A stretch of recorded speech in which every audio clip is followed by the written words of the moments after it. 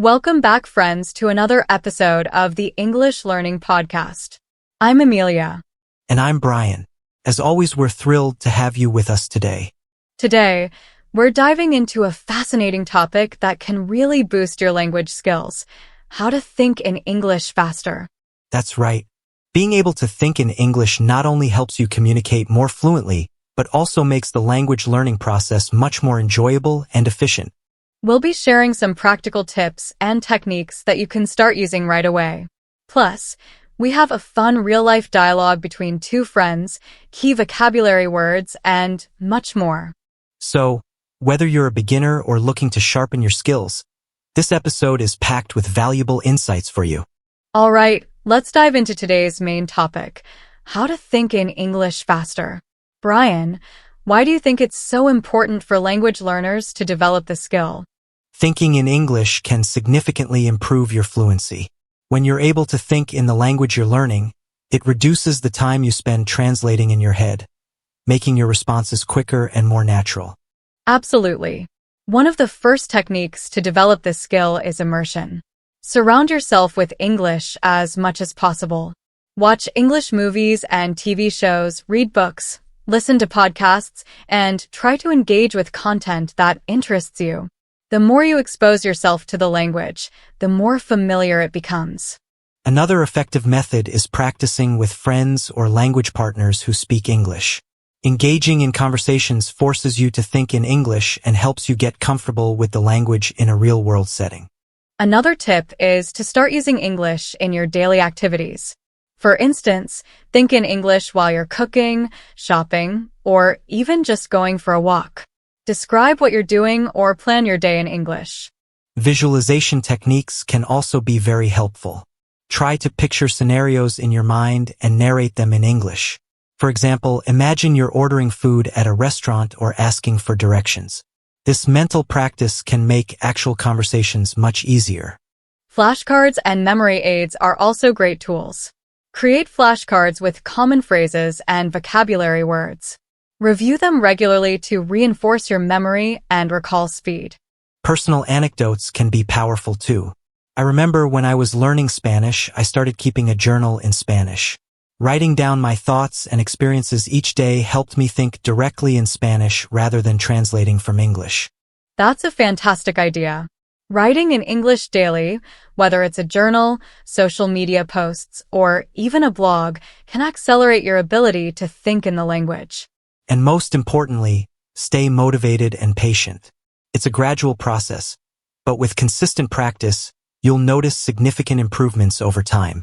Remember, the goal is to make thinking in English a habit.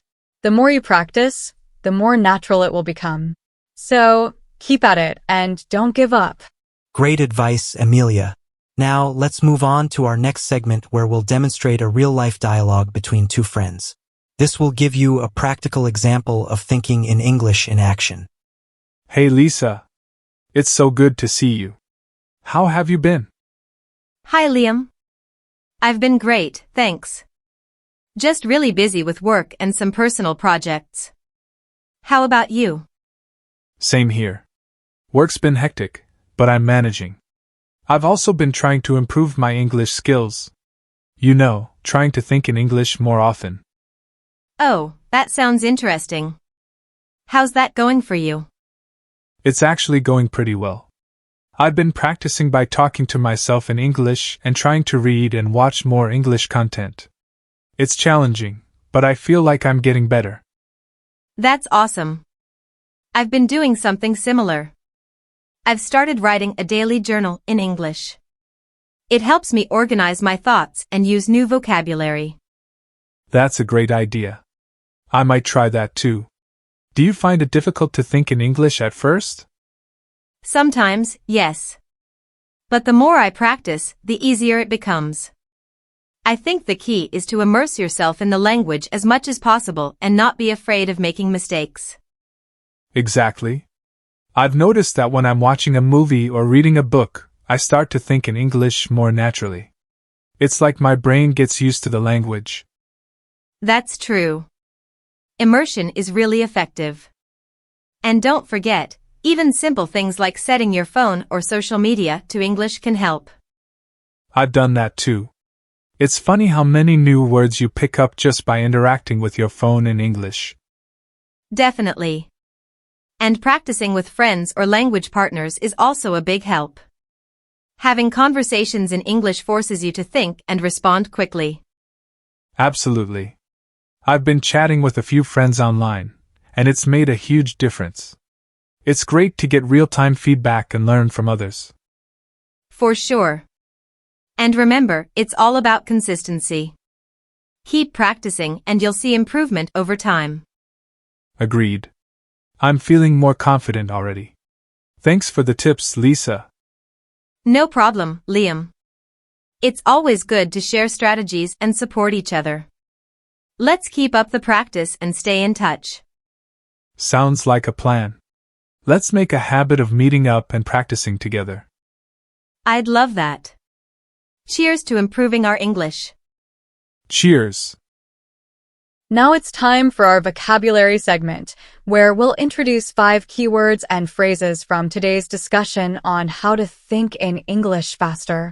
That's right. These words are not only useful but also commonly used in everyday conversations. Let's get started. Our first word is immersion. Immersion means surrounding yourself with something completely. In the context of language learning, it refers to being surrounded by the language you're learning, like listening to English music, watching English shows, and speaking with native speakers.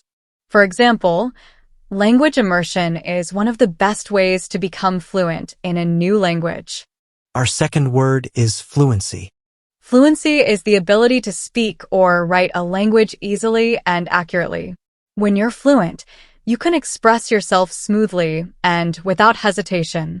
For example, her fluency in English improved after spending a year studying in the UK. The third word is visualization. Visualization means forming a mental image of something. It's a technique used to imagine scenarios in your mind, which can help you practice thinking in English. For example, visualization exercises can help you prepare for real-life conversations.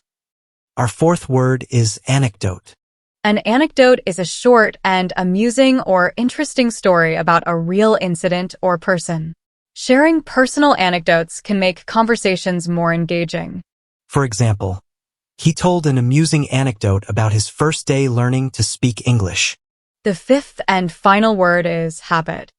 A habit is a regular practice or routine that is hard to give up. Developing the habit of thinking in English can significantly improve your language skills.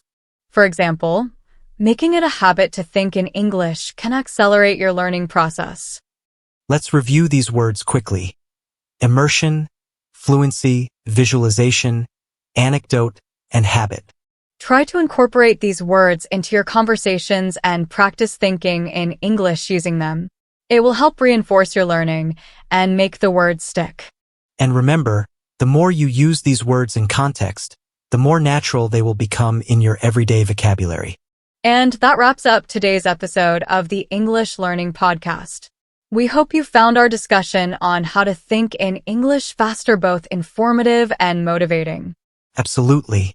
Remember, thinking in English is a gradual process, but with the right techniques and consistent practice, you can significantly improve your fluency and confidence. To recap, we covered various methods to help you think in English, including immersion, practicing with friends, using English in daily activities, and employing visualization techniques.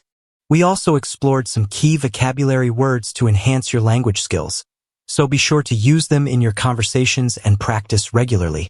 If you enjoyed today's episode, don't forget to subscribe to our channel and follow us on social media. We'd love to hear your feedback and suggestions for future topics.